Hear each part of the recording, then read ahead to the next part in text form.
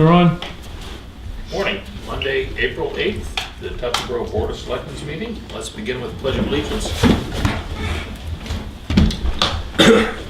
Pledge allegiance to the flag of the United States of America and to the republic for which it stands, one nation, under God, indivisible, with liberty and justice for all.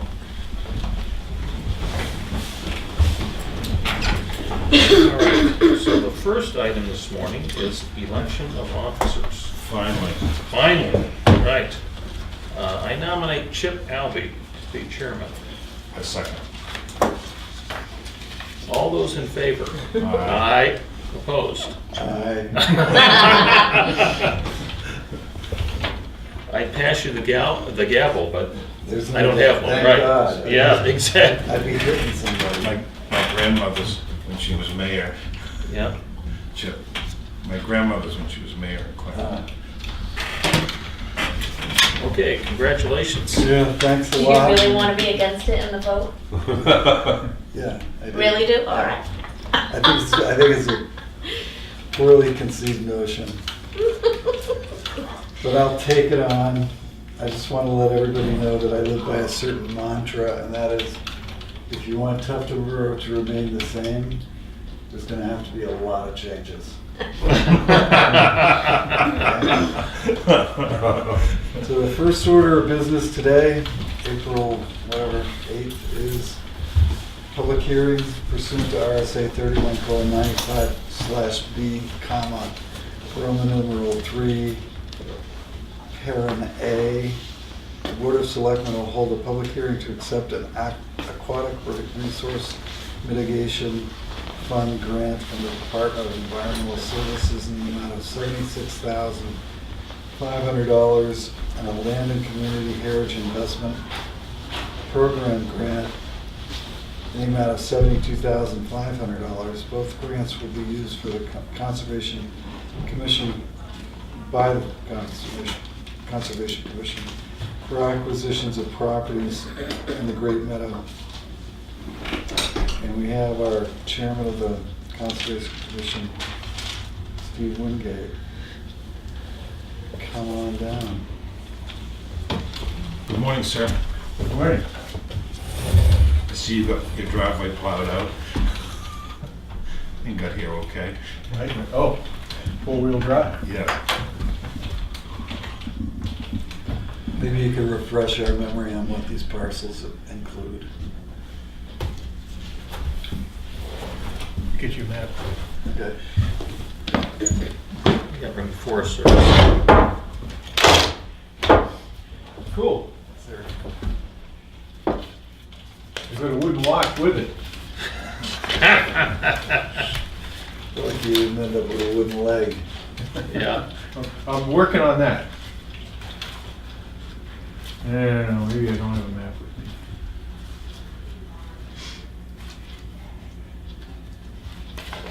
Did we list? Was it in the warrant article? It was, and it's not listed in the All notice. right, I Yeah, got that's it. just for the grant.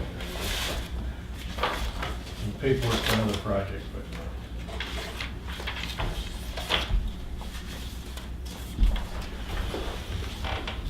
So the transfer station is right about here. Town garage is right there. This is property we already own. We acquired this about 3 years ago, along with a 40-acre parcel over here.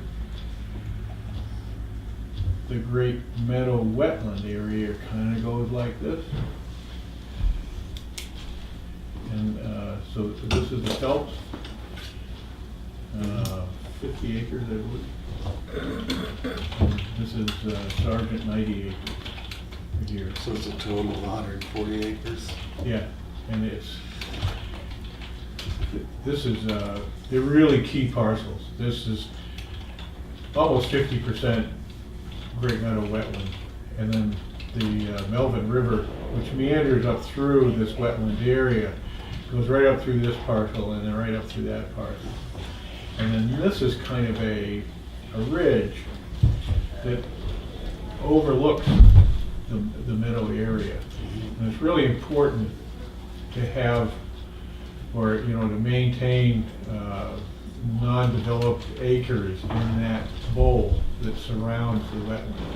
Actually, when it comes to acquiring either rights or property, that is more important than the wetland itself, because the wetland is pretty well protected from development, and it doesn't make a lot of sense to develop a wetland, but that surrounding acreage, it really controls the water quality that migrates in there. And it kind of rounds out the wildlife habitat. Our normal, our preferred method would be to acquire an easement so that the original property owner still owns the property. And we just acquire an easement that limits development potential. And in this case, both property owners were interested in selling. And is that the same with the rest of the property there? Do you own that? This area? I actually don't know how that was acquired. It's been in town hands for a long time. I would assume it was given up for taxes rather than, you know, target purchase, because it's not very good land. You know, it's all wet. It's the part that's not wet is pretty inaccessible, and then the town garage property is, most of it is steep and it's pretty rocky. But I don't know what the history there is. It's one of the things we'll probably work on sometime, is trying to develop history. Right. But it's not on the top of our priority list. So it's a public hearing. Do we have any public comment on the acquisition of this property? Or the acceptance of this grant, I guess, or these two grants? So do we, Following this meeting, the Conservation Commission has to have a public hearing about the acquisition of the property. Right, we're accepting the money. You're accepting the money right now. Then we come back to you and say, you know, we've had our public hearing. Will you approve of this acquisition? So right now, you were accepting the grant A funding. Byzantine process. Yeah. so what obligation does the town incur in accepting this grant? The obligation to carry through the acquisition of the properties, and the obligation to have a second party hold a conservation easement, which in this case will be Lakes Region Conservation Trust. And that's the part that we're in the completion phase right now, and working out the wording in that agreement, bringing it up to date. You know, things change, people sue people, you know, and then somebody wants to change wording, so that kind of stuff. It's mostly legalese. So the town will hold title to the property, and conservation will, or Lakes Region will hold an easement. That's correct. Okay. And then, in part of the process, we will be making a donation to Lakes Region Conservation Trust to cover the cost of managing the easement.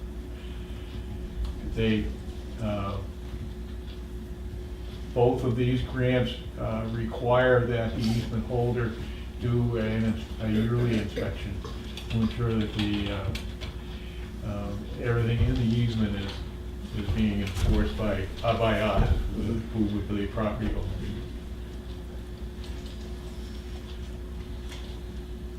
I'm all set. Okay. I'll entertain a motion. So I'll move that we accept the grants for the arm and L chip. I'll second. In the total amount of, what is it, 140, well, there's two. yeah, but it's $149,000. Excuse me. All set? Yep. I'll second. Any further discussion?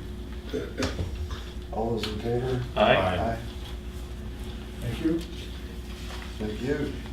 I have, I don't know, I have a question and a couple of updates if you want them. Sure. And I think we're probably looking, we were thinking end of April, but I'm thinking beginning of May before we have to do the closing on this, and you guys would be involved in that.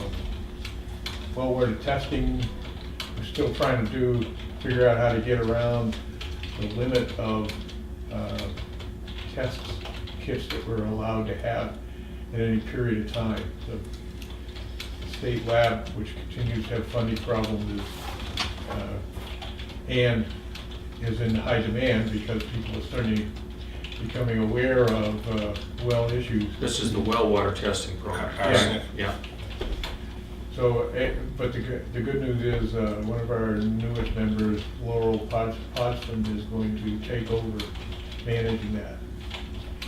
Good. And another thing she's going to be working on is trying to do a program through the school. We think participation from younger residents, families, is pretty low in this program. We don't see them showing up with their kits much. So make it a school project. Yeah, and when it comes to arsenic, the effects on children it's magnified. For us, it might just make us die a couple of years sooner. But for kids, it can affect their entire life with their history and their intelligence. Okay, and also Laurel and our other new member, Kathleen Murphy, are going to participate in Central School's Earth Day on April 18th and do a program on wildlife habitat and focus on bird habitat. And then they're going to do a map project that Mark Howard's helping out with, where they'll look at habitats and where bird boxes can be put up, like for bluebirds and robins. And we've made some, Russ Barronclaw and a friend and some Conservation Commission members have made up some bird boxes for them to use. So they're going to get together later with the families of kids that want to do this, and actually put bird boxes up and teach them how to monitor them and stuff like that. Nice. And this is huge for us. We've been trying to get an education program going for a long time, but we just didn't have the horsepower in the membership. Now we have two members who have experience and the education credentials to do a good job with this. So it's going to be great. 19 Mile Brook. The last time we did it, the Conservation Commission actually managed the funds and supervised the contract. Do you want us to have a role in it this time? How are you planning to manage that? I don't know that we've discussed it. I mean, we've signed the contract with Normando to do the work. Makes sense to me that, And the Conservation Commission has to be involved at some level. They will ask for partial payment as they move along. And they'll say, we've done like the spring stream analysis, and they'll probably want like $15,000 or something like that. And normal procedure would be for somebody to be in touch with them, and they will say, we're sampling such and such a days, and we want to go check to make sure they're really doing it or they're following the procedures. And I would want to do some of that, just to validate their work. And it'll be volunteer effort checking. And then if that person is satisfied that they're meeting terms of the contract, they would recommend that partial payment. Then at some point, somebody has to look at the final report and say they've done everything they contracted to do, we accept the report, and then give them the final payment. We played that role last time. I see no reason to change. It's worked before. Yeah, but, I mean, it's kind of coming out of the blues for me, so I don't know if we need to put it on the agenda to talk about it. I mean, it doesn't seem like brain surgery. Somebody's got to watch them. I have no problem us discussing it at our next meeting. Let you ruminate on it. And if you're gonna go that way, then we'd appreciate written direction for us and written announcement to them that we would be doing that. So maybe you could sketch out in writing some idea of how this would work, just so we'd have something to put together. Well, you may have had something in the last go-round. I haven't seen it. All right, so, but I don't remember. I How agree, you- I how agree you with you, feel.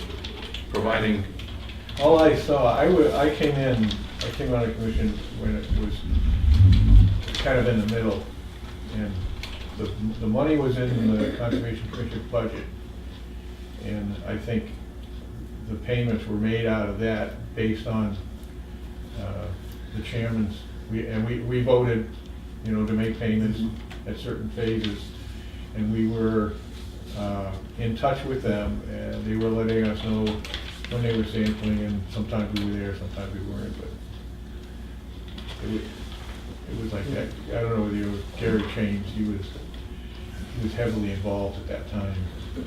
Yeah, I think if you could sketch out something that would describe how you feel it would work. I mean, the Warren article was written, it wasn't written with the idea of moving the money around into conservation or Yeah. whatever, so. But as far as the management of it, if we could get some idea of what conservation could provide us, and then we can talk about it and make that happen, I think. Okay, All right. that's it for me. All right. Thanks for coming in. Thank you for what you do. Any news on the parking area? no big news. Okay. Thank you. Your map. Your map. You're gonna take your map? Oh, Yeah, don't forget your Yeah. map. Hard enough to find it. Right. Okay, the next item of business is public input. So will there be, will there, in the swap shop then, will there be public input when you're discussing that? Sure. Or do we have to? Why not? Joe? This is a reference to the planning board. Last Thursday I was taping it again, and every time we talk about it, it just kind of falls on the wayside. Matt Young and Tony Cirillo are stepping down because of their businesses. They're not leaving the board, but now we don't have a chairman and/or a vice chairman. Now, Bill may have told you about this already. I'm bringing it up while we're on camera, just in case we have any volunteers out in town that may want to step up. The people that we have on there now are only partially knowledgeable. And as Matt was saying, you know, it takes you 6 months to get up to speed as far as some of the issues. We're dealing with sand and gravel pits right now. Other couple of issues I can't bring to the top of my head.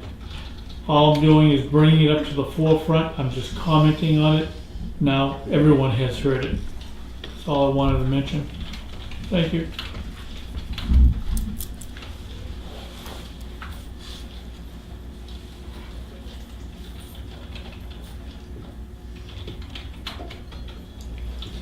Anybody else?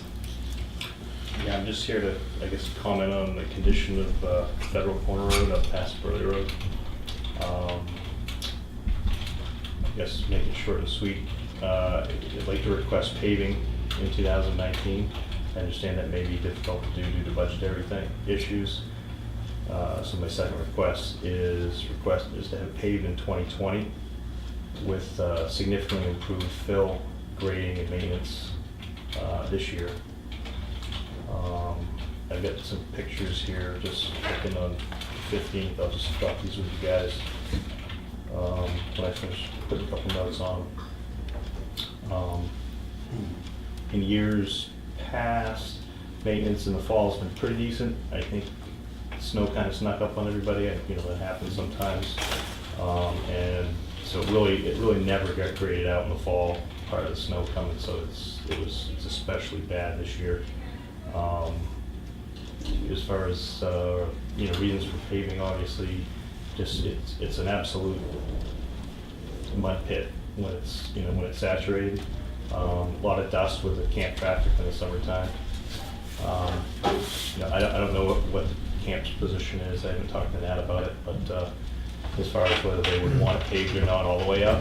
And I understand you don't want to end pavement right on a slope, but there is a couple of humps past, Well, there's a point at which it becomes a class 6. right, That's further beyond, on. that's beyond the camp. That's just past the But camp. is it being maintained to the camp? Yes. Okay, Yep. it's not one of those camp roads. Yep. No, yeah, it turns into class 6 at the camp, and goes all the way through, turns into Willen Road, comes out 171. Right. So obviously not concerned with that, but, yeah, you're probably looking at, from Burley Road up halfway to the camp, there's a pretty nice level off, there's a rock with somebody's spray painted on it, levels off and starts back down. If the camp doesn't want it to go all the way up because they want to be on a dirt road, that might be a good place to end it, but if they want it all the way up, then I guess you'd have to talk to them. But we're looking at, I don't know if it'd be 1/10 of a mile, maybe 2/10 max. The challenge, of course, is just, it's really, there's parts of it where it's kind of embanked on both sides, so there's really no, because the road wasn't, because the road wasn't crowned, it hasn't been, as long as I've been, 2.5 years or so. You get the road just runs straight down the middle of, the tracks, basically. So, it's definitely a challenge, but they did come up, I know they came up, and did some work, I want to say late spring, early summer last year. They did a pretty nice job. Just grading it off on the sides. Right, but they didn't bring any material in. Not a whole lot, no. And I know this spring, at some point I called the highway department. They did bring some crushed stone in, and the stuff that you'll see in this picture, they filled in. I had like 1 ton, maybe, with half a yard of gravel or something. But Do you have some pictures? I do, yeah. Thank you.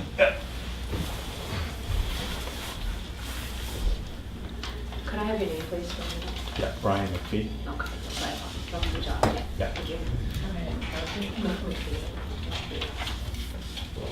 Anytime the town would consider paving a dirt road, you can see from here certainly some of the issues with respect to it. The first step is to get the road working properly, which means crown, Yep. drainage, over sides. That's, with any road, that's the most important thing, is to get the base Right. and to get it functioning well. And putting hot top down addresses maintenance issues once you have a road that's working. Right. The worst thing we could do is just go in and lay down 3 inches of.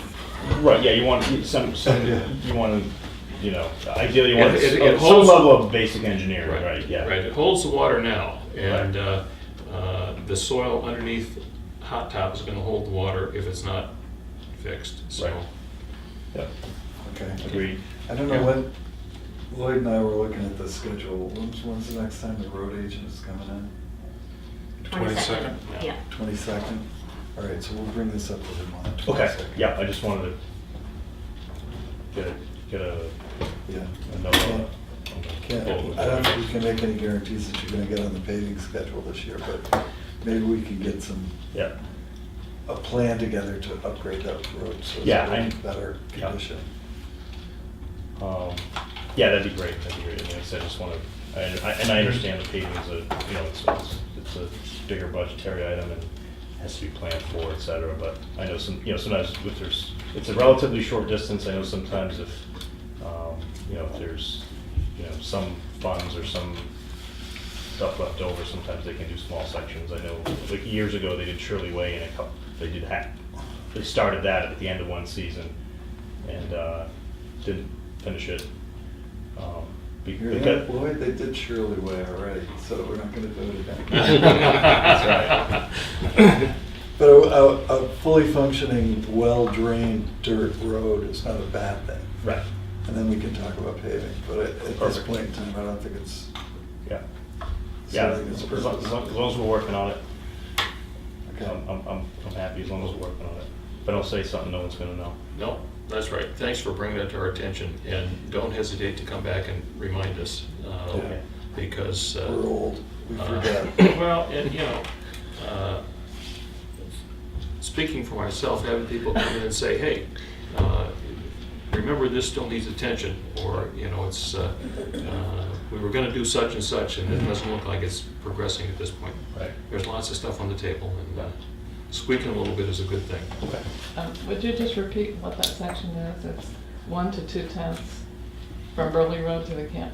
Yeah, up to the camp, I think it's probably, I would say probably totals closer to 3/10 all the way to the camp. And again, I don't know if it's an issue for them. I'm guessing it probably is, because they have a steep section up there that does get pretty nastily run off Well, what section are you concerned about?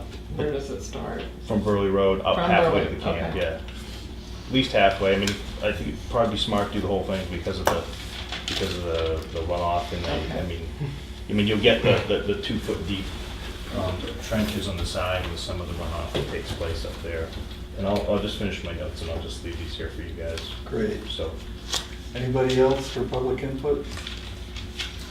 Speak now or forever hold your peace. All right. Our first, let's approve the minutes. I wasn't here for the meeting last Last Monday. So I didn't see any Which one are you doing errors. first? Last Monday's meetings, minutes. This is April 1st. public Yeah. meeting? Uh-huh. I'll move approval is written. I'd like to offer something. Yeah. Sure. Please go to page 2.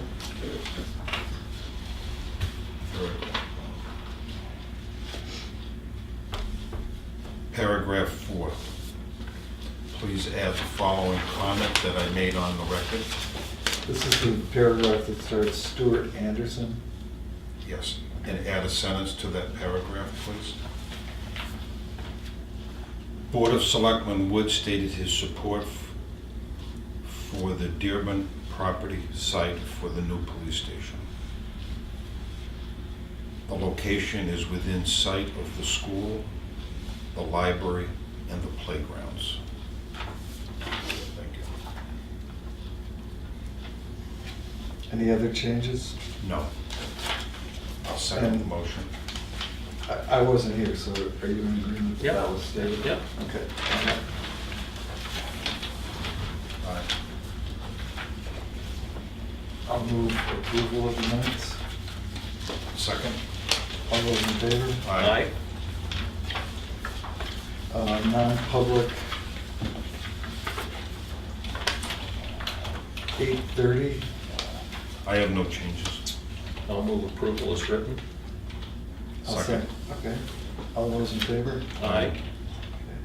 Non-public, 8:37.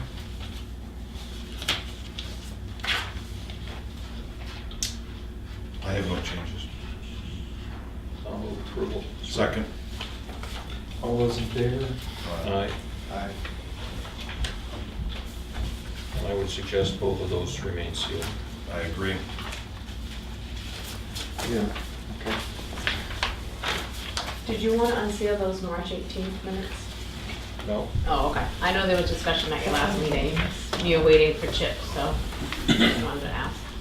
I thought maybe what we do is, future meeting, Chip is, we'll do a segment where we review all of our non-public for the first couple of months, like we did before. Yeah, it's probably more reasonable to do it a couple of times a Segments, year yes. as opposed to wait until the end and do Yep. a big batch of them. Our appointments, our first was for the Great Meadow Acquisition and Trail with Steve Wingate, who has already done his bit. Our second appointment is with Christy Sarles, who I don't see. Yeah. Could you just check the lobby, Joe?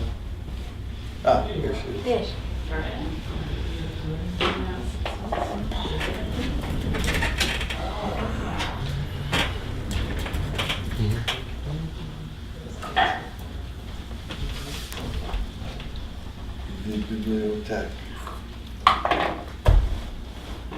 You're up, kid. Okay.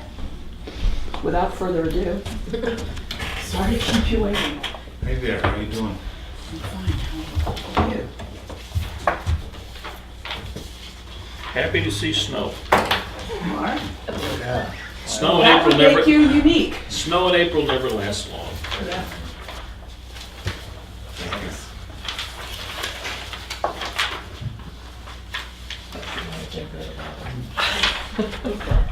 you. Okay. So, to get to the stats, on the circulation side, nothing in particular, except I think it's interesting that the March adult books and the March adult movies are almost exactly opposite from the February totals. I don't know why. More light in March, people could read later. I don't know. And also that the downloadable audiobooks continue to out-circulate the downloadable ebooks, both in the Overdrive platform and the Hoopla platform, which bears out national statistics about ebooks and audiobooks. And they think that that's happening in part because new cars aren't coming with CD players anymore, so the downloadable option is what people are using on their own devices in their cars. A trend? Yeah, I don't know what I'm gonna do. I know, me neither. On the patronage side, we had 17 new patrons in March. 3 of those are Wolfboro temporary patrons. There were 2 other non-residents. We do get patrons from Ossipee and Moulton Borough. But the other 12 were local residents, 6 adults and 6 kids. So casual users? Those are Do they- people, Do they wear different shoes? yes, yes, yeah, Yeah. yeah, jeans, whatever, yeah. No, we count casual users as people who come in to the library and don't check anything out. They come in to use their laptops, or they come in to look at an exhibit, or they come in to read the paper or something, but they're not actively borrowing anything, although they are using library resources. And I think the other thing of note on the patronage side is down at the bottom, where you can see that we took in $63,858 in building fund money in March. That represents pledge payments. In December, we had outstanding 38 pledges amounting to $245,250. We now have, as of Friday, we had 24 outstanding pledges amounting to $156,150. So I hope that will help to alleviate some of the concern that people who were afraid that people wouldn't pay their pledges. They are paying their pledges. The money is coming in every day, so that's a good thing. And also on the building front, on Friday, we got the report from the boring, the test borings that were done by John Turner Consulting, by the geotechnical engineer. And they found that the preliminary estimate of allowable soil bearing capacity is approximately 2 tons per square foot. And the anticipated settlement should be less than 1 inch. So there's no ledge and we're okay. There will be another building team meeting next week on Thursday, the 18th, at 2 o'clock. So it's next week, Yeah, next week. not this week. No, not this week. Yeah, it's the 18th. This week, there's a trustees meeting on Thursday. Next week, the building guys will be here.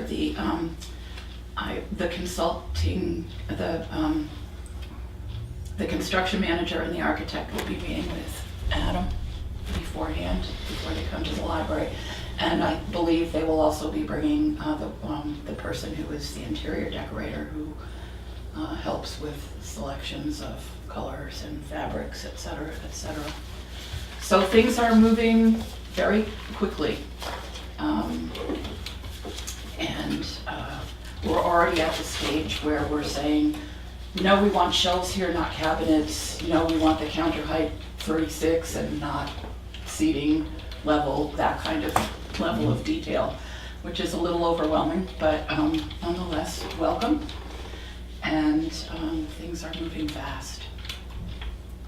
And we have the final book and author lunch of the season will be this Saturday, the 13th. It is completely booked up, and it's kind of exciting to have. Sold out. Sold out, yeah, sold out.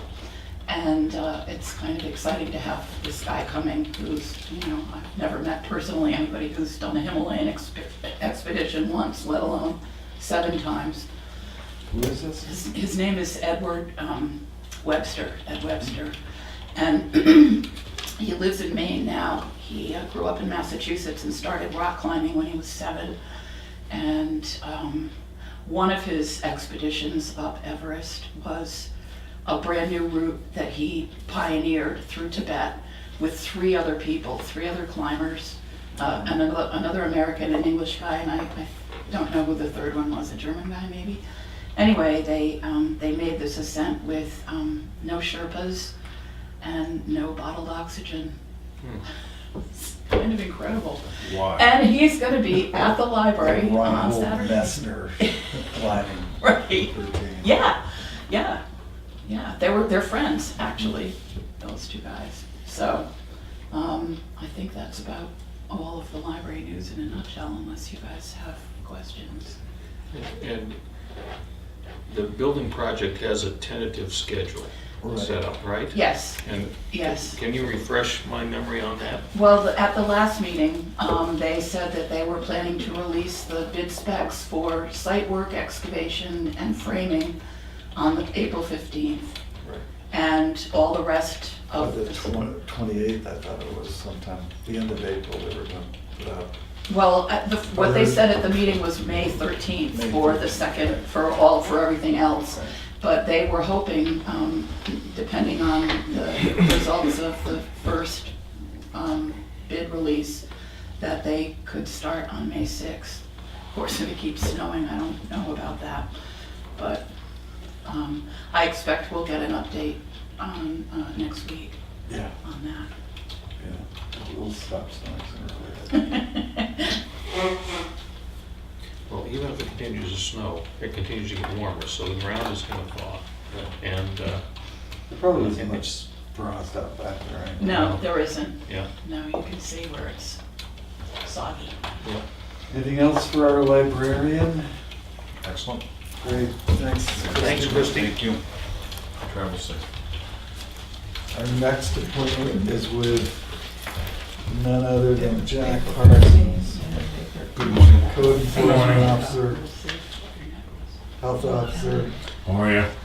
So we have 17 new building permits so far, 3 new homes. I've done 105 inspections. I pulled the ICUs out of the Wharf Road and Union Wharf. And I left the signs up though because there's still a lot of ice, but it's open around, so I left the signs. I closed up the opening at 19 Mile Beach, when the bobblehead houses out in the winter time, so I put the signs back across there. Someone Are all the had, houses off? yeah, and someone had hit the post on the right-hand side, so they split it, but it's not too bad. I don't know if that gets replaced when they do the beach work or not, so I'm not sure what happens on that side. I think that changes that. Yeah, so that, that's it. Okay. I guess the only question I have is, I've been nominated or put on the building committee, as it were, for the library. Are we still intending to use Jack as some form of oversight? Or are we just gonna let on it, or, I don't know, it's not on it, it's just, It's Bound Court. Bound Court. I was the person that worked for the fire station. Yeah. So it was up to the committee, so. They're The the selectmen, so. construction managers. Correct. I have no problem with, if there's anyone who can work with Bound, it certainly is he. Yeah. I mean, I think it's good to have some eyes on the ground, just because there's gonna be Absolutely. some, If you don't mind. inevitably gonna be a question. Yeah, and there'll be some third-party inspections as well. Right. Because you have third-party, if the steel is Right. involved, and concrete, slump test, and all that, Compaction, so. all that yeah. stuff, right. Yeah, we discussed that at the Yep. meeting as well. Mhm. All right. So there's another building meeting on the 18th, When is it? 2:00. 2 o'clock. Okay. It's a Thursday at 2. I don't know that it's absolutely necessary that you're there, but if you want to go, Okay. feel free to go. Okay. Perfect. Anything else? Thank you. Racing. Yep. We have Mr. Clay Gallagher. Morning. Good morning.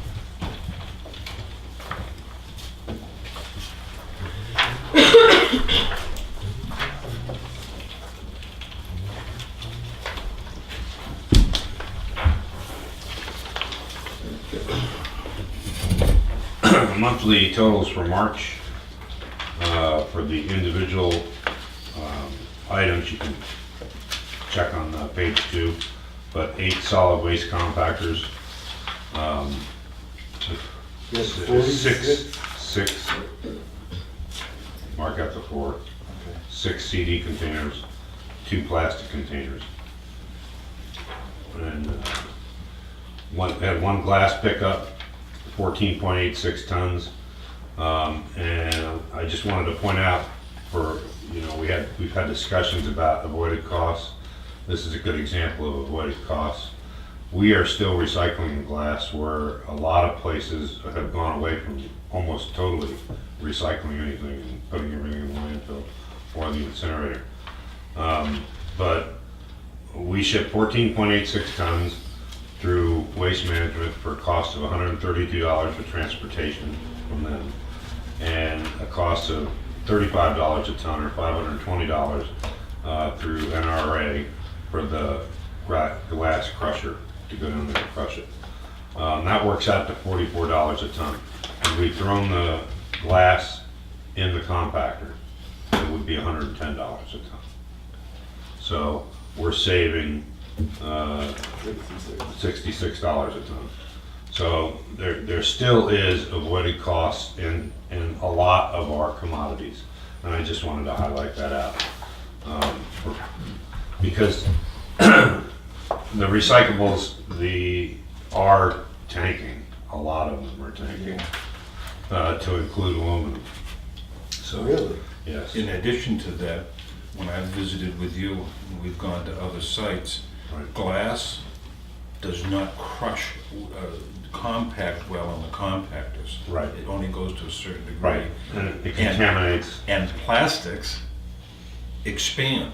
Right. And I think it is wise that you and your staff have suggested we keep those things separate and Right. try to maximize. Right.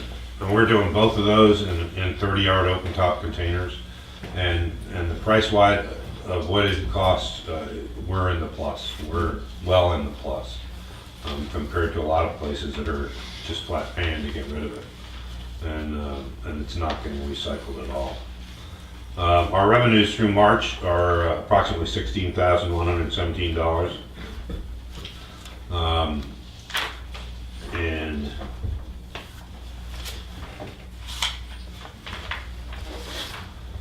as far as the last page, I don't have the weights yet from Waste Management as far as the specific, that's why those items still in the red. But if you look at the third column over, you'll see solid waste, CD, plastic, 26 containers, 16 containers, 7 containers, and then glass, 14.86 tons. Last year at this time, we had 22 solid waste containers, so we're up 4 there. And the reason that is because we're not doing mixed paper anymore. All the mixed paper is going in the compactor. We are down 2 containers on CD, but it's basically for 3 months. I think it's pretty much of the same rate as we did last year. And you may, we'll end up with 1 or 2 containers being filled on the 1st of April, which really was collected in March. So, plastic commingle, same number of containers, and pretty much similar to the items that we've done so far. But where there are blanks, it takes time to get a truckload of cardboard. So, you know, we may not have a truckload of cardboard in the first 4 months of the year, once the camps come back on board. And if we had cardboard left over at the end of last year, then we'll be shipping it out earlier. And that's what happened the year before. We had a little cardboard that went out in February, because we had more left over than the previous year. General info items. Basically, we had talked before about the stickers. I think the stickers are going fairly well. One drawback in the system has been our guys that are checking the stickers up at the compactor. If somebody doesn't have one, they let them dump their stuff, and they tell them to go down to the office here, the recycling office, and buy their sticker and put it on. And they dump their stuff and boom, right around the corner now. That would be all right. It, you know, it didn't have any money that day, something like that. But when it's the same car, you know, 4 weeks in a row, then it gets a little frustrating to the guys sitting up there checking stickers. So it was brought up to me to be getting more aggressive with the sticker checking. So we looked when we were down at Durham and also over at Wakefield, and if they don't have a sticker when they come in there, they make them go to the town office and buy it before they dump. I don't think we need to do that, but I do think that it certainly would be acceptable to say, you know, you can't dump, go down to the office and buy your sticker, display your sticker, and then you can turn back around and come in. And their option is they can purchase it right there at the Right transfer there. station office. They don't Right. have to come to the town office. to do it. Exactly. So that would be my recommendation is that we say, go get your sticker and then you can dump. So, how many of the scofflaws, I'll call them, do we have on the stickers? How much what? How many scofflaws? People that don't want to buy a sticker and just keep coming Oh, back? I mean, are we talking a dozen, yeah. 3 dozen? A couple dozen probably. I can offer the following. I'm there 3 times a week. And after going to Durham and Wakefield, where they make the person leave the grounds, Right. I've counted 25 people. Uh, Who, your people are as gracious as they can be, and they just drive on. Yeah. And you know, and it's understandable if somebody's out. I mean, I've gone out most of the time without any cash in my wallet. You know, I wasn't planning on going any place to spend anything, so I didn't have any money.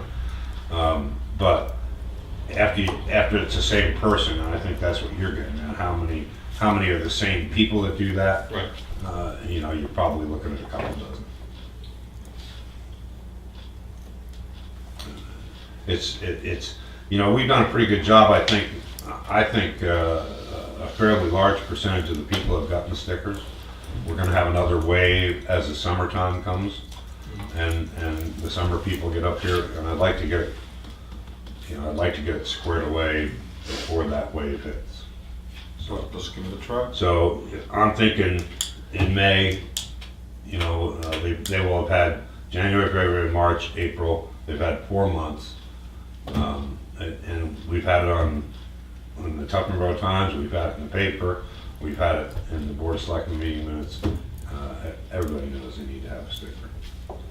So Well, I know of some people who are philosophically opposed to stickers. Yes, And yes. and that's their thing. It's like, well, Right. if you want everybody to have a sticker, just send them out in the tax bills to everybody. right, Uh, but it would be a lot easier for us to do that.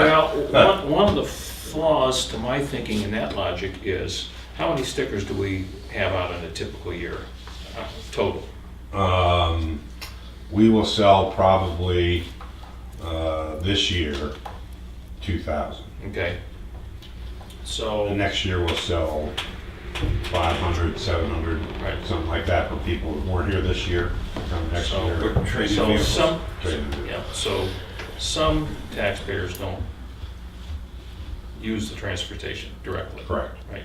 If we send stickers out, say with this tax bills to everybody, and there are people that aren't gonna use those stickers, then, We still have it though.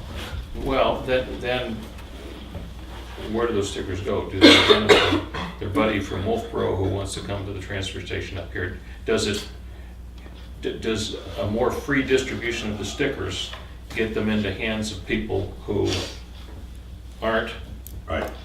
taxpayers here in town and result in a higher usage rate of our transfer station? From that side. And that happened before when we had the deal with you buy one sticker for $4 and you get the next 3 or 4 for $1. That same thing happened, you know. Oh, people, I'll buy 8, and they use one, and then the stickers go all over the place. It's mostly been 1s and 2s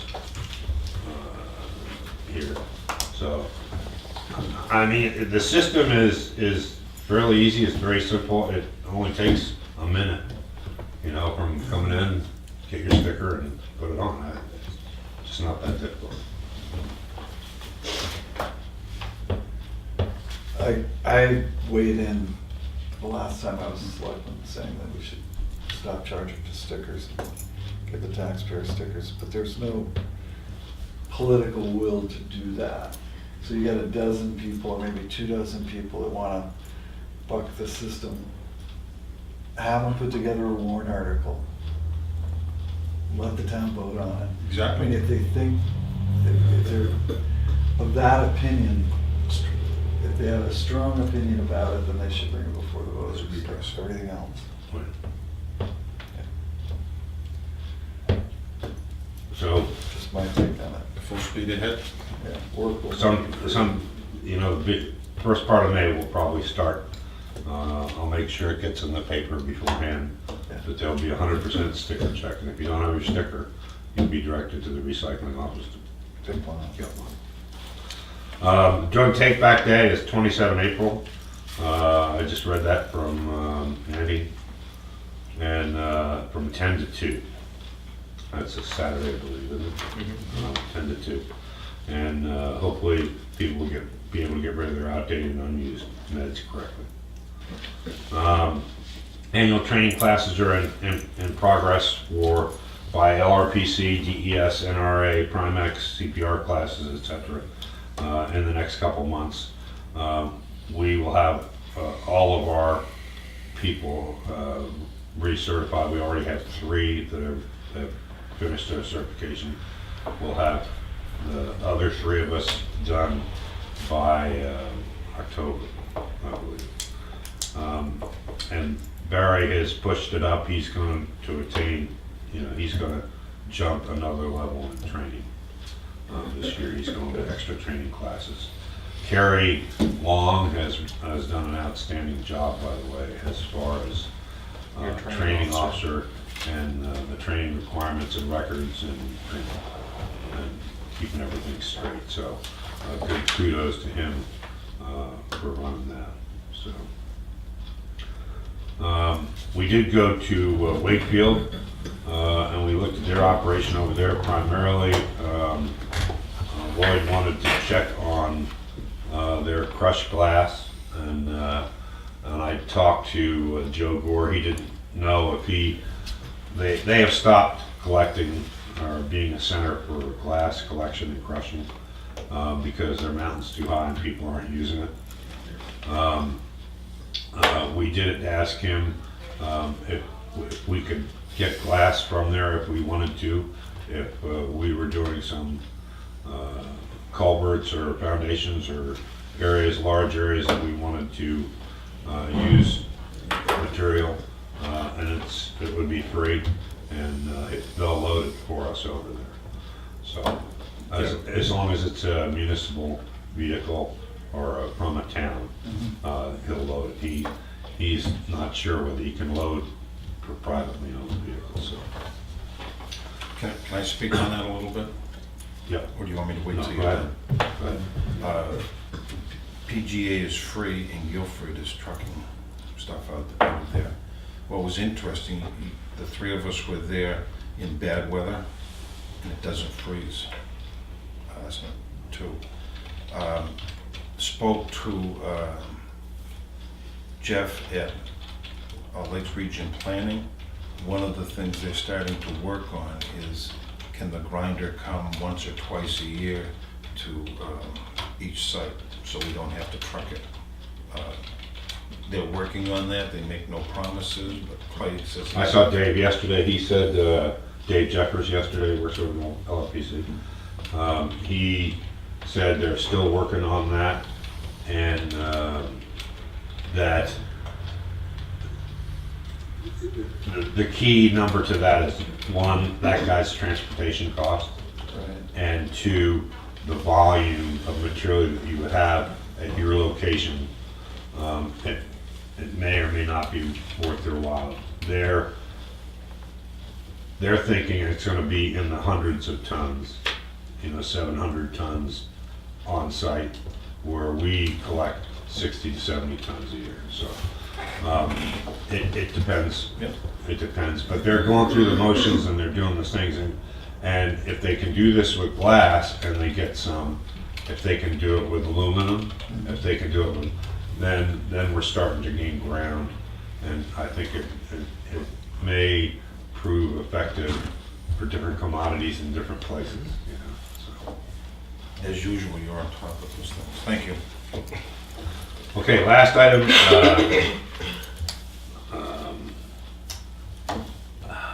Is a swap shop. I don't really want to.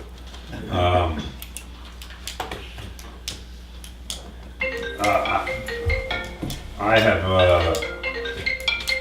not had the best of experiences in the last week or so with a couple people coming in and just being very demonstrative and absolutely not polite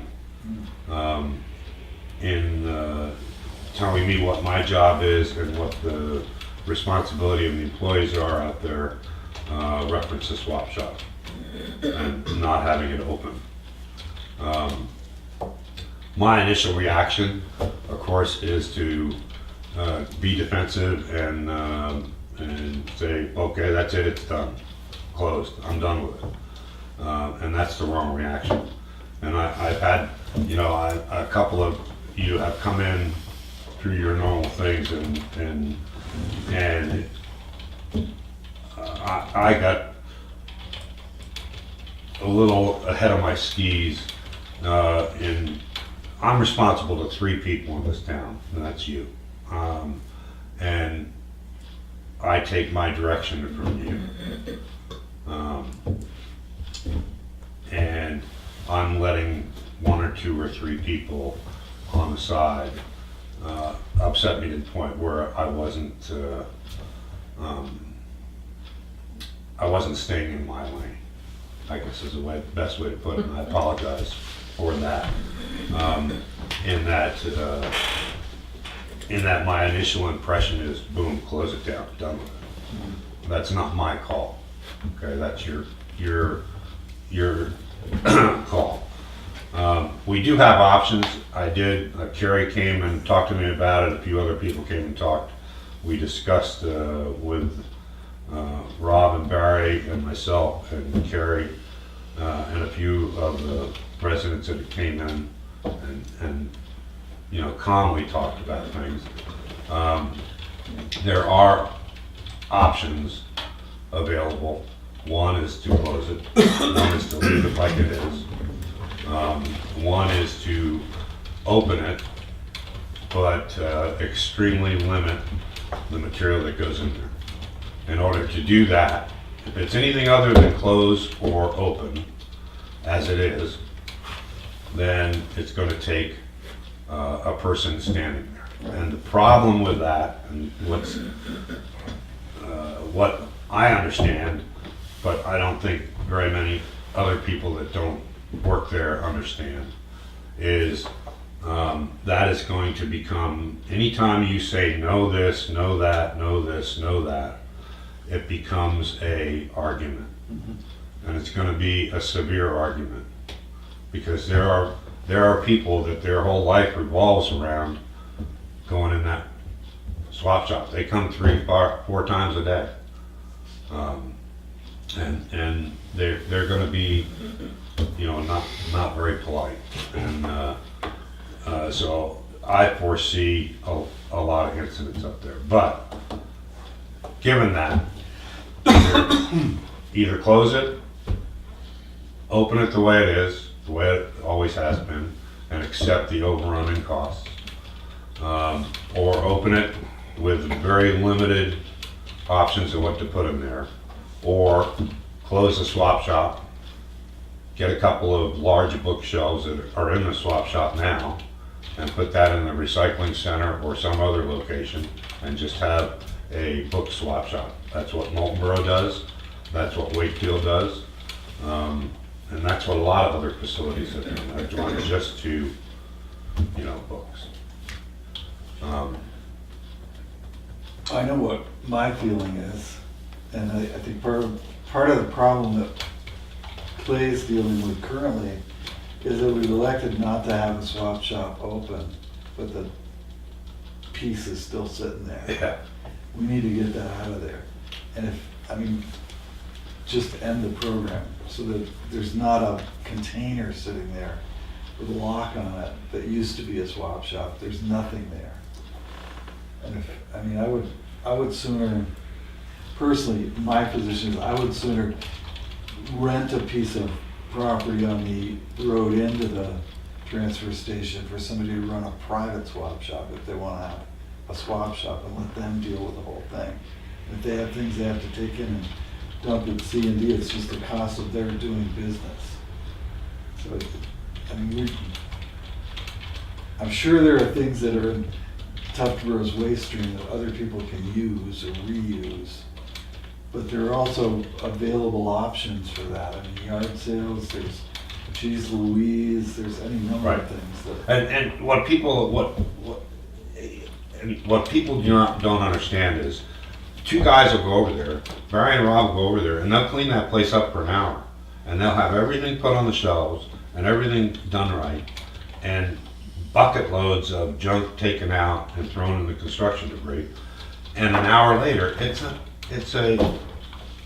like a tornado hit the place. And then people bring in big boxes of stuff and just dump it on the floor. Because their expectation. Because their expectation is somebody else is gonna take care of it. Right. And it's a, you know, that's where we get a lot of the stuff that we're not allowed to collect too. Universal waste items, oil, gas, liquids that we're not supposed to have, pesticides. So that's the clean way to do it. Yeah, and If somebody's so hot to trot for the swap shop, then they need to come here. right. And I think that's got to be your response as opposed to engaging. It's just say, go see the selectmen. I've tried to engage and I've tried to be polite and it doesn't. And some people, it doesn't work. We ended up, somebody wrote a sign up on the, you know, on the end and attached it up near our signpost up on the end. You know, open the swap shop now, fire the dump man. Right. You know, I mean, how ridiculous can you be? Yeah. Over something that is. It's not brain surgery. And I'm all for, and trust me, I'm all for reusing stuff. I really am. But there's so many places around here that you can get rid of it. The reality is, the problem we have is people coming in with pickup loads full of stuff that would not be accepted in any consignment shop because they don't want to have to pay to get rid of it. Right. And when you buy a 1962 set of Encyclopedia Britannica with a mahogany case on it, you know, you loved it when you bought it, okay? But now you need to get rid of it, but you don't want to throw it in the trash. Now, no one is going to take a set of 1962 Encyclopedia Britannicas in a mahogany case, and it weighs 600 pounds, and it ends up going in construction debris. And if we say, no, you can't put that in there, oh, the FUs and the, it's just amazing. I mean, all you have to do is stand up there. If you stand up there for, 3 weekends in a row and watch, you would be amazed. That you would, people wouldn't walk into Harvest Market or wouldn't walk in to Buc-ee's and treat employees like that. I mean, they're just doing their job. The cashier is not responsible for what the milk costs. It just amazes me how some people have just lost sense of direction.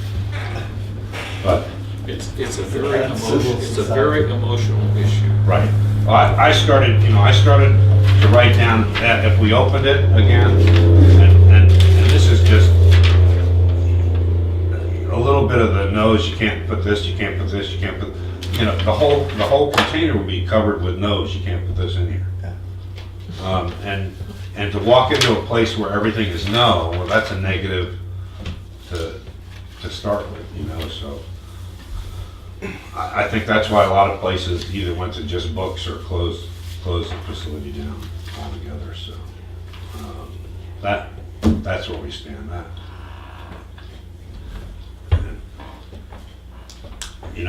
We've had this in the public forum, we've had it in the Tupton Borough Times, we've had it in the paper, and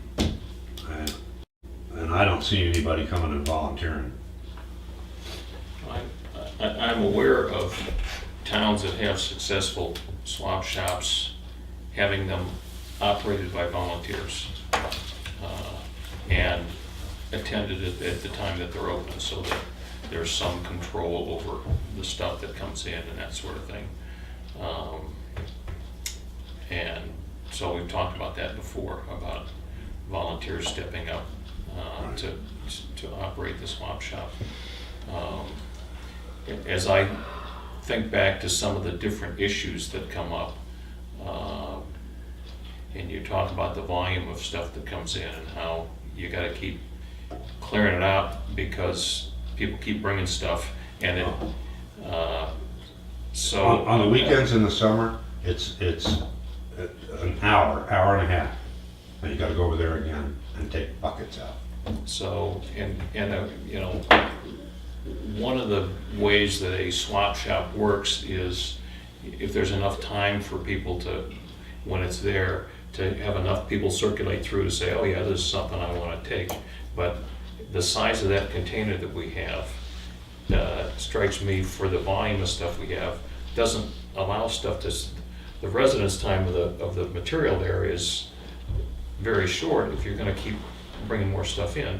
So if it's something that in 4 or 5 days somebody might pick up and take home, the reality is you can't leave it there for 4 or 5 days because there's all this other stuff that's coming in. Right. So does a successful operation need a larger facility to operate in? Right. Well, there's two thought processes. If you want it correctly done, it's got to be full time. It's got to be manned full time, and you have to have enough room to display the stuff on. And when people bring stuff in, it's just not drop a box off. You have to bring the items in, and you have to limit somehow the material that's coming in, which means the person has to be there, and the person that's bringing it has to be respectful and receptive to, no, you can't put this in here. You need to go over there and pay for it to get rid of it.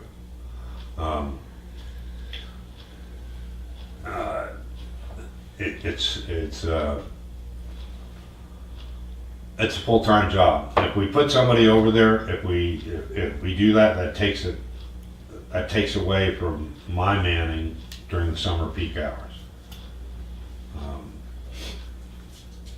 Yeah, and I don't think any of your employees would enjoy that job or do a good job at it.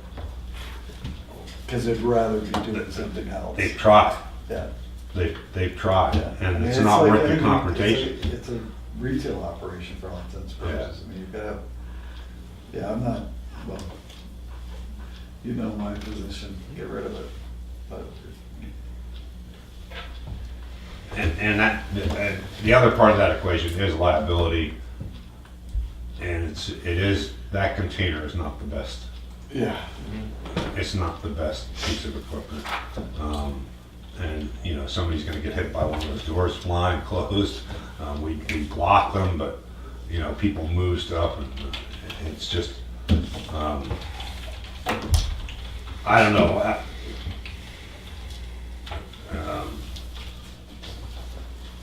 I will do what I'm directed to do and salute smartly and do it right, and to the best of our ability. I just wanted to relay my experiences with it, especially recently. I think Adam had, You know, it just, as a citizen that uses it, yep, either bringing stuff up or taking stuff out, I just had a couple questions. Because I've heard lots of rumors, you know, that it costs the town like $6,000 because of people dropping stuff off. Yeah. How do you know that? How do you know how much money it's saving Well, the town? Right. As far as, does that offset, you know, the amount that it's saving the town of the amount that people are just dropping off? You know, it was an approximation we did over, you know, how many buckets of front end bucket loads you take out and you put in, and then it was a approximation of, because that all goes into the construction debris containers. Right. At, you know, $100 a ton. Yep. To get rid of it. So, you know, we were in the neighborhood of $8,000 to $15,000 in extra expense. So can you bump up the price? We did. We bumped on up other the price. stuff? We bumped up the price of the contractors and the heavy loads that are coming in these axle trailers. I mean everything. Right. Have fees that are the same every time that someone comes in, not different every time that you come in, as far as different stuff, and bump up everyone's fees a little bit, and I bet they wouldn't complain about that, to cover the cost. Yes, when I go in, I don't see any of the stuff that you're talking about. I see people taking stuff, I see people dropping stuff off, and Right. it's honky-dory. I think it's one of the cleaner forms of recycling that you'll find in any town. But, yes, it has the bad sides that you have people coming in with a truckload and arguing. Right. Well, those people need to be shut down, you know, right from the beginning type of thing. Right. And you need a clearer list of what can go in and what can't go in. And as you said, it would be the whole thing as far as the side of the container, but it's not clear. There are no signs. but the other part of it, Adam, is you'd have to have somebody there all the time. Right. And so we have to add an employee to make this happen. Right. Can I say- And what's the, Can I say something? sure. Okay.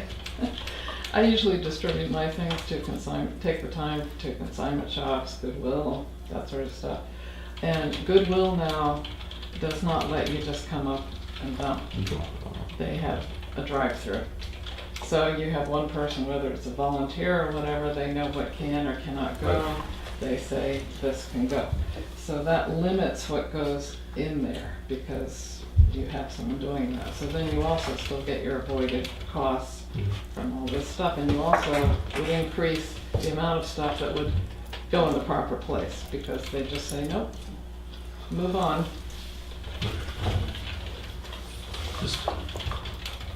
You say that no one's come in to say anything, and I wouldn't have an issue with volunteering, I guess, at some point in time, as far as But I don't for think- someone to step I don't, forward. yeah, I don't think a volunteer effort's gonna work in this town, that nobody volunteers for anything. And And you need somebody there all the time. Mhm. And it has to be a person with authority, because I'm gonna tell you, no, you can't drop that here. You being you are gonna say, I'm gonna drop it here. right. You deal with it. I mean, we're living in a completely rude society currently, Yes. and we need to, I had a guy come in understand with, that. I had a guy come in in a pickup truck with an oversized stuffed chair. Drove over to the swap shop, tried to open the doors that were locked to put the chair in there. I walked over and I said, swap shop is closed. We can't put the overstuffed chair in there. That has to go on construction debris and it costs $5. Slammed his door, peeled out, went down and out of the swap shop. And about 20 minutes later, I think his wife was the one that came back and just reamed me up and down one wall about not having a swap shop open. But And that's unfortunate that people are like that. But that's a lot more people than you think. And the other part of the equation is in the summertime, you know, you'll have 10, 12, 14 cars there, truckloads of stuff. One person's gonna handle taking a whole truckload of stuff into the swap shop. It's not gonna happen. I mean, it's just, if it was so easy, what is the objection to putting that container on a piece of property and letting volunteers run yeah, or having it? it Having it someplace else. rented for $1. See, the other issue I wanted to ask you on is, you said different prices for different stuff. What's different? I've heard that the prices are different each load that comes in. They So aren't. I don't know. You have a price sheet? I've seen the price sheet. Okay. I get charged But the the same C&D personally, but Right. I don't bring in C&D on a regular basis. Well, a lot as far as of it people, goes. in most facilities, when you go in, you're limited to one type of stuff. Like a pickup truck comes in to Alton, and you don't get a mixed bag load and you go from container to container. You bring one type of material, Mhm. especially the dump trailers and that kind of stuff. Right. Okay, we don't do that, but our set prices are, you know, for a pickup truck load of stuff is a 6-foot bed is $40, an 8-foot bed is $50. That's up to the rails on the bed. Then we adjust downward from there for the type of material. Like if it's shingles or sheetrock, that's the top end because it's the heaviest. It's the weight and the volume. If you have, you know, 4 broken up desks that have a lot of airspace, you're gonna get charged maybe $20, even though your pickup is full, okay? It's light material and it's airy. So the variance in price is due to volume and space. And I don't think people understand that as far as it goes. They're thinking, I came in with a truck that is, you know, full to the same level, depending on Right. what it was. And me personally, I'm for scales. Right. Keeping everything the same price as far as it goes. As a citizen, I think that's the fairest. Well, when I was younger, I absolutely. worked at a facility for a Right. company that you measured it up. You know, you went through, it was the same price, you know, for everything as far as the building materials that they brought in. It was all measured and it went from there, and that was in Hampton. We went through the discussion on the scales, and basically every town that we visited that has scales is 8 cents a pound. And 8 cents a pound compared to the loads that we are getting in here, we charge probably in the neighborhood of 5 cents, 4 to 5 cents per pound compared to that. So as far as getting a good deal or a better deal, we are definitely getting the better deal here, rather than having an extra person hired as a weight master and running the scales and the cost of the scales and the maintenance, because you have to charge extra to make up for that. So- We have looked at the scales, and one of the factors is volume. What it costs to get the scale is, 70 grand, whatever it is, okay? Whether you weigh 1 pound on it or 1,000,000 pounds. What it costs to maintain the scales and to man the scales is pretty much fixed. You gotta have a operator there to do it, you have to do annual maintenance and repair and that sort of thing. So those are all costs that can only be offset by usage.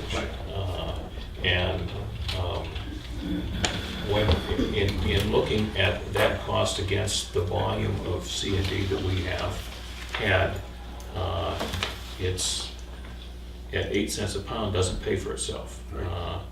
So I agree with you. It's totally objective to use a scale. Here's what it is. It's up to this point, this board has looked at it and said, it really doesn't make sense from a financial perspective for our town to do that. That doesn't mean that we shouldn't do it. It just means that it's going to be an additional cost that all of us as taxpayers will bear, because unless we want to say, all right, it'll be 11 cents a pound for what we do. Well, and then people get containers and they'll have Waste Management take it out because it'll be cheaper. Right. And now we're sitting here with an $85,000 scale that's not being used. That's part of doing business, though. Yeah. You know, if you're complaining about we have too much stuff coming in, then I'm not complaining about too I'm much not stuff, saying that man. you are. Yeah.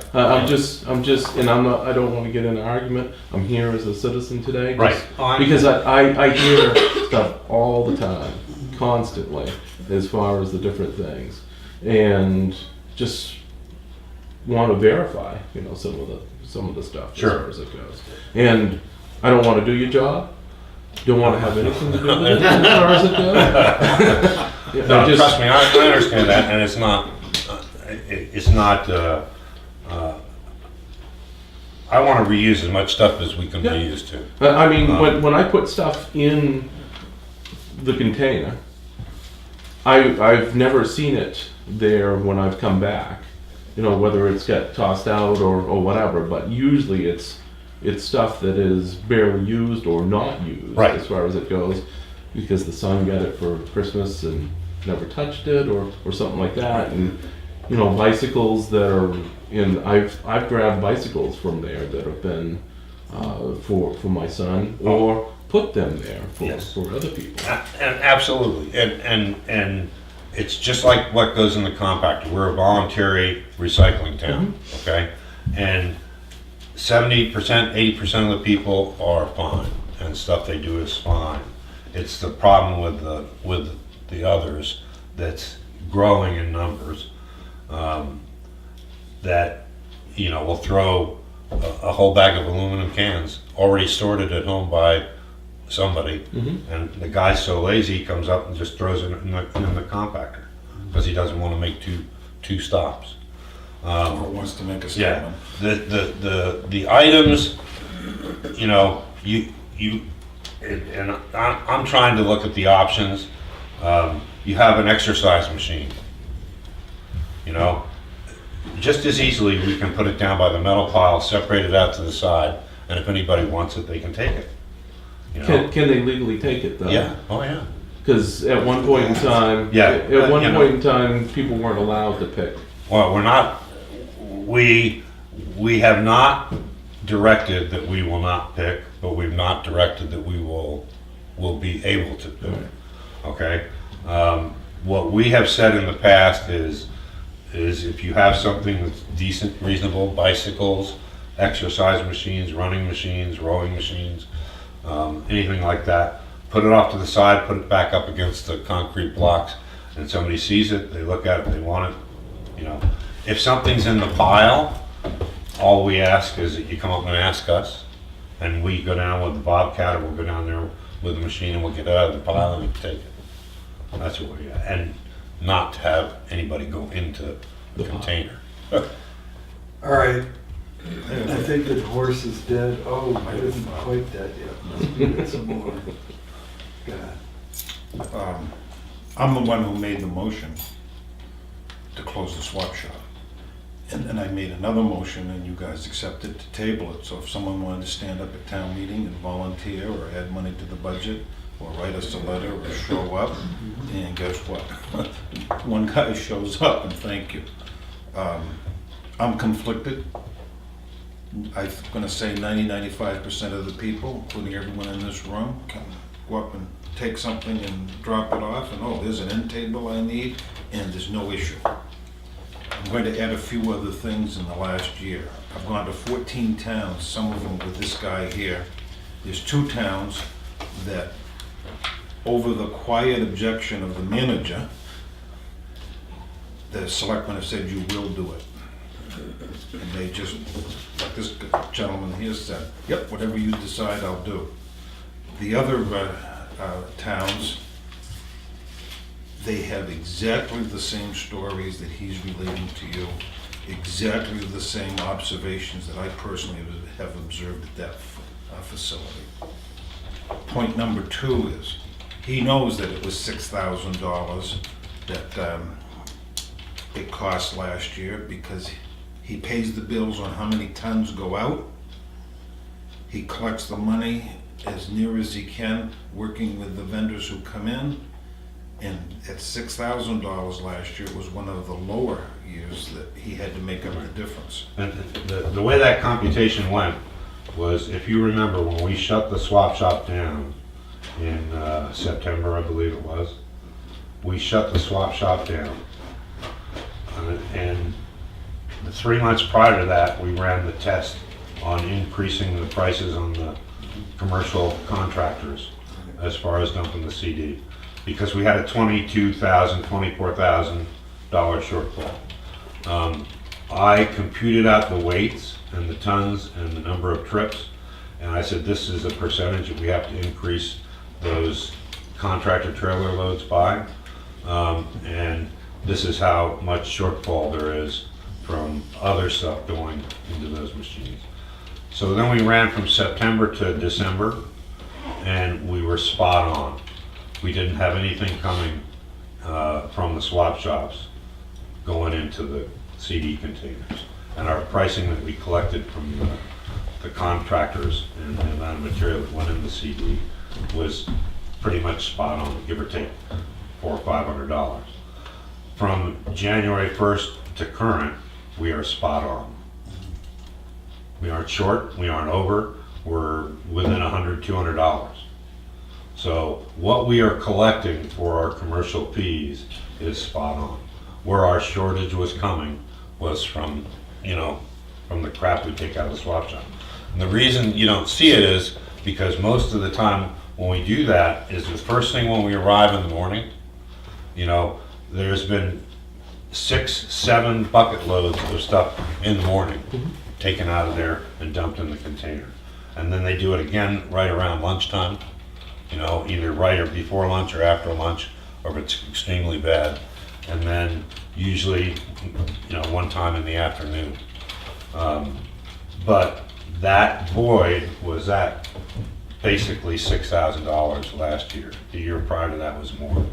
So you said you had a $24,000 shortfall. That's because he was undercharging. Because we weren't charging enough for our contractors. We were getting more and more of the dual axle trailers coming in with shingles. What I was taking out of the whole thing, and excuse me that I was confused, that you were charging the contractors more because of the shortfalls coming from No. building. That's why I was kind of like, what? No, I was charging them more because of the weight, computing their weight, and they're getting bigger and bigger trailers, and then putting the big wooden sides up on them and loading them to the top. And comparing that to what other towns charged for those trailers. And so then I had to sit down and figure out by the shortfall, what tonnage that was, and then how much we had to add to what we were charging them to make up for that CD. And basically after 2 test periods, we were pretty much adjusted the price spot on for the contractors. And that's so that if Waste Management charges us $1,000 to get rid of X, we're collecting $1,000 or Right. close to it Totally from the understand. producer of Right. X, so. Right. Yeah. It's not to subsidize. I mean, everything I've done up there has tried to get away from residents subsidizing something else. Well, the thing is that, you know, if residents are bringing in the overstuffed chairs and stuff like that and trying to get rid of them, then they They need should to be pay paid for, exactly. for that. Exactly. That's all I'm trying to do. So, Are you all set, Lloyd? No, I have more. Oh, you have more, okay, yeah. Next point is, that's an industrial site, and he and his staff are excellent operators, and when they're having to drive tractors across there, they do it in as much as they can in the early morning. It's a safety issue. Some people think it's a social center up there, and it's not. I asked that $2,000 be put in the budget, so seasonally we could assign a person there, and it didn't pass the budget committee. Some personal observations. When we were in Durham is one place where the selectmen, you will do it. When the guy there was busy with him, I stood by the window and watched. And sure enough, the people at the swap shop looked like this. And I noticed 3 times these carts that over and down, looking around, they won't even pay for it. The other thing is, I personally use that facility. I've seen people use it. 95% of our people reuse things. But in the since I've been a selectman, the personal behavior, I'd be embarrassed, and I will not talk about it here, the behavior that I've seen, the interaction that I've seen. No one's going to talk to our employees that way as long as I'm a selectman. They don't talk to our police officers when they're getting arrested that way. They don't come in here and harass these ladies in here. They don't harass the fire department people who do their legitimate job professionally. I want to bring my motion up to close the swap shop. Well, I think you'll see it in every place, not just the transfer station. I think society in general, more It's and not more, just the more and more transfer station. people. I mean, I've seen the young ladies out here. I'm just disappointed that nobody comes in here. Right. Because I'm looking for an argument after. Exactly. And if I could have put that lady on a tractor trailer and brought her down here, Yeah. I would have brought her down here. I would Okay. appreciate And I'm not real defensive in nature. I'm not real defensive in nature, but you just don't treat other people the way some individuals do, and it's very disheartening. But we are in the public business, so We I have a mean, motion on the table. I'm sorry. Yes, the motion was to close the swap shop, and we tabled it about a month ago. So I'd like to bring that motion back.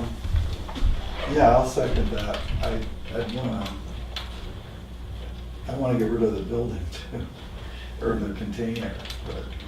And the that's- container Well, we use for other things. we will move it and use it for storage. We always need dry storage. Yeah. We'll move it, and we'll probably have to find somebody with a large front end loader. Or just get one of your roll-off guys that, Well, no, you can't, it doesn't have wheels. You have to wire and pick it up. oh, that's good. Yeah. So, Anyway. unless you get a big forklift. yeah, one of those huge forklifts. Knowing Clay, he will find a way to move it. He'll find it. Just turn it. I've seconded the motion. Do we have any other discussion? I'll only make the observation that I know we have a number of people in town who really enjoy the swap shop, but they don't come in and talk to us. And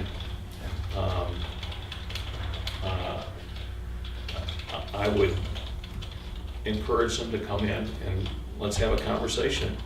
I I'm sensitive to people that enjoy the swap shop for the opportunity. I think that there are a number of different dimensions to this whole thing. The smallness of size of the existing facility is one of the things that impacts it. Another one is that there are people that take advantage of the swap shop being there as a way to take stuff that there legitimately is not, shouldn't be there, and leave it at the transfer station without paying for its disposal. And dropping stuff off when the building is closed. Yeah. Right, we covered all that. You're absolutely right, Bill. I think, I would totally support that. Again, I am reuse, reduce, recycle. Right. If you can reuse it, you're keeping it out of the waste stream, Right. and that's a wonderful thing. Not at the transfer station. Because once you combine those two things together, then it's a magnet for misuse. It just, All right, I'm gonna call for a vote. I need to move on, I'm not gonna last another 2 Yep. hours. So, all those in favor of closing the swap shop? Wood, yes. All Marcus, yes? no. 2-1. God, I like those 2-1 votes. There you go. I have a couple other questions for him. Really? Yes. All right, well, make it quick. Yes. The hazmat posters is, I talked to Dave Jeffers yesterday. They are working them. We're gonna get numerous small ones, the size of a sheet of paper. And then the next size up, the medium size, we'll get 3 or 4 of them. that has worked well being posted right Right, now. and we can post them in different areas around. The price list, you and I talked about it. That needs to be updated. Yeah, and we need to make this more generic so we don't have to update it every year. But the things that need to be updated are stickers for the 2015, 2016 are out and new. The prices for all the individual items are still the same, except there's some things like we don't collect anymore. The other thing is tomorrow at 9 o'clock, with the selectmen's permission, I'll be meeting with the guy who does the floors for the fire station. He's a professional. We have the ceramic floor here. It's the same thing at the transfer station, and it's radiant heat. I'm going to ask him to give us an estimate of what it takes to treat those, maintain them, protect them. He has 3 floors up at the transfer station. I will merely ride around and get the information from him. Other than that, thank you. The one other item I have is, I know that Ed Bartlett was working with Jack, looking at all the boilers in town. Ours needs to be replaced sooner rather than later. 6 of the last 8 days that I've come in, it kicks off and it will come back on. And that's a gas or oil? It's an oil. And is Jackie in there? Ed has worked with Jack. He's worked with the tech people for the control He's done the and the boiler itself. Our boiler, when it was installed 25 years ago, when the building was built, there was different philosophies, and basically the boiler is running at half capacity, which gunks up it's not designed to do that. And so they want to change it with the new one, the same boiler, but they need to change some of the plumbing and the tech to make it work at full capacity, which will end up being more efficient in the long run. Do you have an estimate? I don't have an exact specific estimate, but it's somewhere in the 5,000. You should, yeah. I think he's worked with Jack for price. I've shared with you, I'm concerned with it because it's not like this building that's, No, there's it's not. someone in here on a daily basis. You go up there and with radiant heat, if it's gone 2 days, and you've lived Right. through the winters. Well, we're just lucky it wasn't in the heart of Yes. the winter. Because if we leave Wednesday and that thing kicks off Wednesday night, by the time we get in Saturday morning, Can you get the estimate for us? I will get the estimate as soon as possible. Thank you. Okay, thanks. Thank you very much. Thank you for taking the time to Hey, guys, thank you Yeah, for we'll what you discuss offer. that here. It's appreciated. wait until the commentary.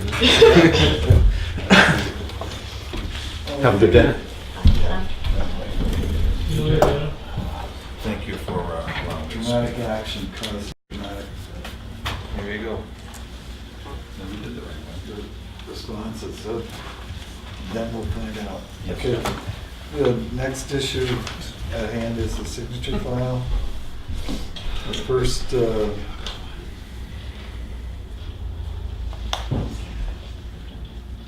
in the signature file is a tax lien on property 52-3-49, book 2585, page 404. I'll move that we sign the line. Second. All in favor? Aye. Aye. Aye. The next item is a intent to excavate.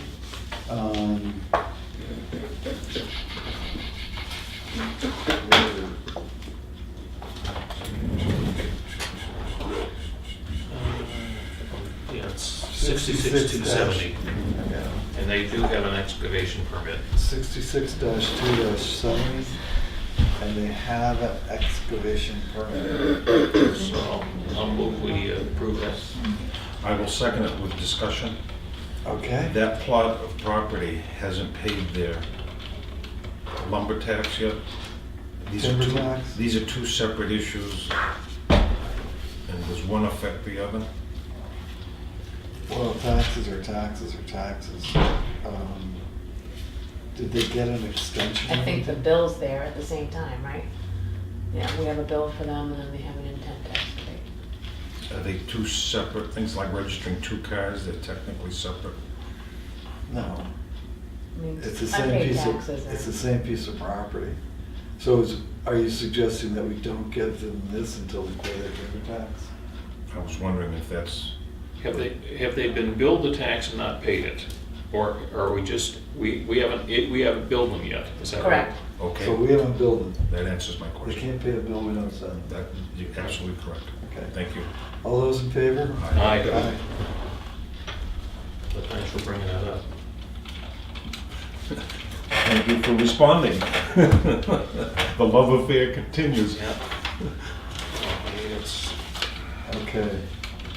I have from the tax collector, the tax levy for $208.36. 1, 2, 3, 4, 5, 3, I'm sorry, 3 parcels. for Two, yeah. gravel tax. Right, exhibition. I'll move approval. I'll Second. Okay, all those in favor? Aye. Aye.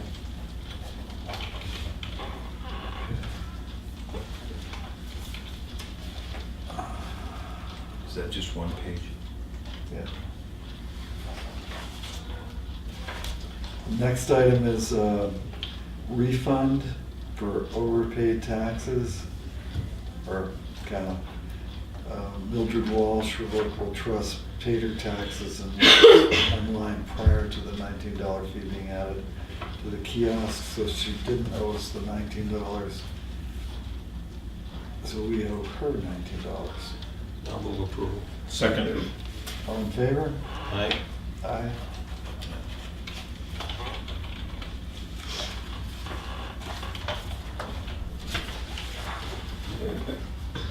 Okay, the next item is a notice from the trustee of the trust funds. The Board of Selectmen requests reimbursement of payment made to North Point Engineering LLC for design services totaling $9,425.55 regarding the library expansion pursuant to warrant article 04 from the 2018 town meeting voters voted to include, quote, expansion and renovations, close quote, to the established purpose of the library capital reserve account, and the Board of Selectmen are authorized agents to expend such fund. Please issue a check payable to the town of Tuftonboro. So moved. Second. All those in favor? Aye. Aye. That's the 8th, correct? Yes.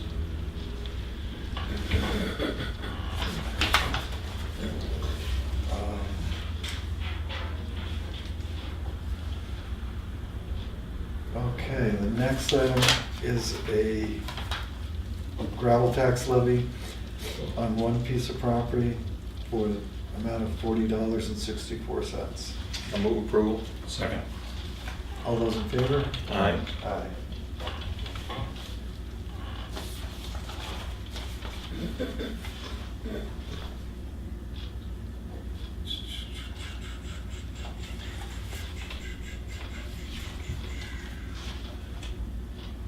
And the last item is a tax bill for timber cutting in the amount of $1,885.74. It was cut on map and lot 66-2-7. Move approval. Second. All those in favor? Aye. Aye.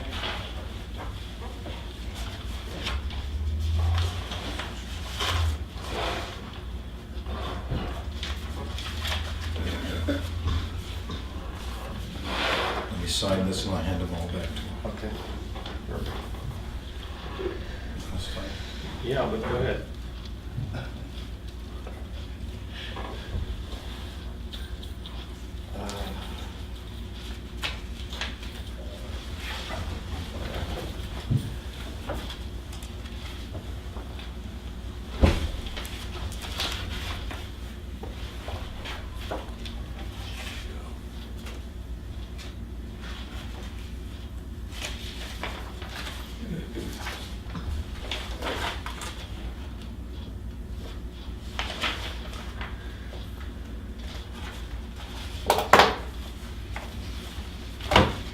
I don't know if there's anything new in the correspondence.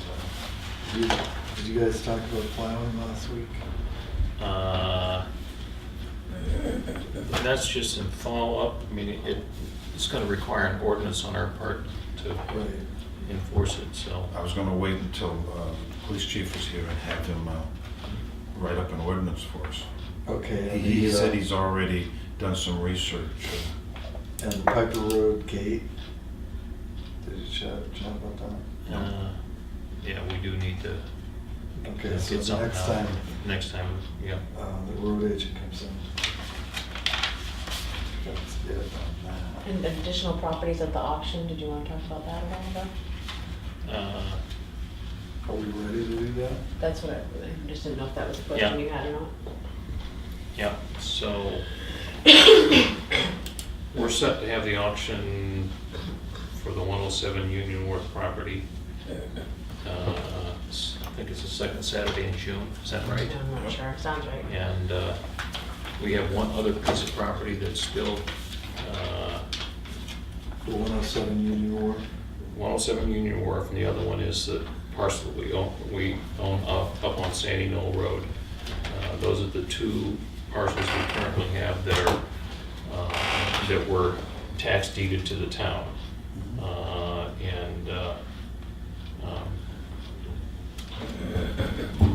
My opinion is that we should sell both of them. I'm not aware of any town public purpose in hanging on to the Sandy Knoll property. It's been on the town books for many, many years. It's not a particularly significant parcel in terms of ecology or, endangered species or availability for recreation, that sort of thing. I know we've talked about it before. We didn't sell it last year, but I struggle with the idea that we'll just keep hanging on to it forever. And I think we ought to include it in the auction and sell both of those parcels at the auction in June. Didn't you mention about it should be checked for gravel for the town? Yeah, I mean, I've got a couple of issues. It is a gravel deposit. We could probably figure out how much gravel is there. I mean, So at least we know what it's worth, right? Well, at least we can market it for what it's worth. I don't know, access-wise, I'm not sure how that's gonna work. But we haven't had it timbered, I don't believe, The town has timbered it. recently. Well, Not in my recent memory. some number of years ago, 20 years ago, maybe, something like that. Yeah. I mean, there may be some asset value in the timber that we should know about. And There's a you think this is value that wouldn't be reflected in a selling price Right. at auction? Yeah, it's off of Class 6 roads, and not in the Right. middle of nowhere. You know, should the town timber it again to recoup some of the capital? Should we explore what the gravel deposit? The other actually third is? thing is, Tony Lyon mentioned, would that be a place for solar? Well, it's a great location vis-à-vis the transmission line. So from that, just, yeah, I mean, On the face of it, I'd have no problem, putting it up for auction. But I'm just reporting as I reviewed my file, as these three things over the years that haven't been mentioned. yeah, and I don't know what, how the access would work, because you gotta go St. Paul Yeah, a bit. yeah. As I understand it, there's two legal accesses to it. Number one is to go down North Line Road and jack down the old Range Road, or to continue up the current road. I don't know that that old range road is actually public access anymore. I mean, I don't know if it's a Here title again. easement or what. I'd have no problem working with one of you guys looking into this. Yeah, I think, I do like to see the property down here, we focus on that to make sure all people. but I agree with Bill that Yes. if there's no reason to have it on the tax roll, let's Yep. get rid of it, but I don't wanna give it away if that's value. And maybe there are some abutters that are interested, I don't know, but that's easy enough to find out. I know probably know more about it than anyone else. The only other, is there anything in the public, A couple Parks and Rec things in the, oh, it's an Easter egg. Yeah.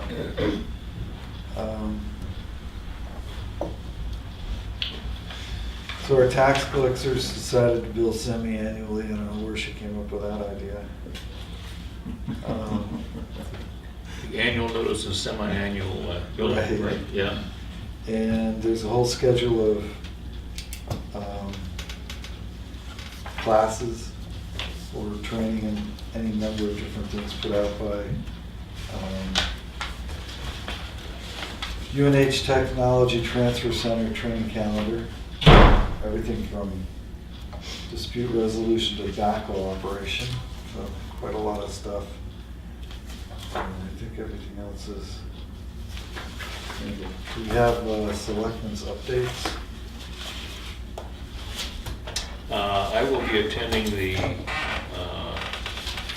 Municipal Association's workshop on Wednesday down in Rochester. This is for public officials, and I've gone before, but it's been 3 years, so maybe I'm sure I've forgotten a lot of stuff, and there might be some new stuff come out of that, so I'll give you a report on that when I get back. I think that's the only thing for me this week. While I was at Lakes Region Planning, I spoke with Jeff Hayes on the master plan. and they didn't have a copy of our contract. That's interesting, yes. They apparently, when we signed it and sent it back to them last fall, they misplaced it. So, So they didn't do anything. So they have it now. I explained to them in a non-adversarial way, is there any way that as selectmen we can move the master plan process along? What it means is that their representative needs to finish or submit the historical resource chapter, and Leanne from the planning board needs to submit the future land use. That's what that document is waiting for. I pointed out, again non-adversarially, that the contract runs out June 1st. So June 30th. June 30th. That coincides with their fiscal year, and I guess as Larry the cable guy would say, I'm trying to be a sense of humor here, get her done. yeah. Any input from you, or? Other than I have a call into Jeff to make sure that, that they're gonna get these pieces that they owe us. Because I understand there's one and one, so. I don't know that they're waiting on anything from us at this point. They identified one thing they have done that they haven't provided us with yet. The other one they haven't gotten done, but, yeah, they got 2.5 months to finish that stuff up. Right. And, You know, and it's a topic of conversation. yeah, yeah, and, so they have a lot of things on their plate over there, I think. This is small potatoes for them, but, there should still be sufficient time within the extended contract to get it done, if they get right on it. Another thing I talked to him about is my continued interest in Four Corners and making that a safer intersection. I've been working with Mark Howard on it, and Jeff had a couple of comments that I'd be allowed to talk to our new executive counselor, Mr. Cryans. Before I do anything, I'll share that with you. I went to the class on Northern Boundary Grant, and I was particularly, it talked about infrastructure, and I'm saying, boy, we have these road committees that have been done, and the culvert committees. Isn't that an opportunity to get some money on a 50-50 matching basis? And what's nice is, it's Mr. Parker, former representative from Wolfboro, is one of the movers and shakers, as is Jeff Hayes. Doesn't seem that really is practical. First of all, you have to articulate the economic impact on the area. It's one thing if you're putting a road into an airport or something like that. What I've done is I've shifted gears. There's a guy by the name of Boyd Smith who works over at Newfound Lake for a whole bunch of towns. In Newfound Lake, everything is like Ledge Hill Road. The water pours down, and they've gone with catch basins and all of these improvements before they pave their roads. I'd like permission to speak to him if I could. And maybe he had, the other thing is evidently he has written some, I believe it's called 311 grants. But I'd like to follow up on that. Also, I already shared with you PGA, the Lakes Region Planning is working on that.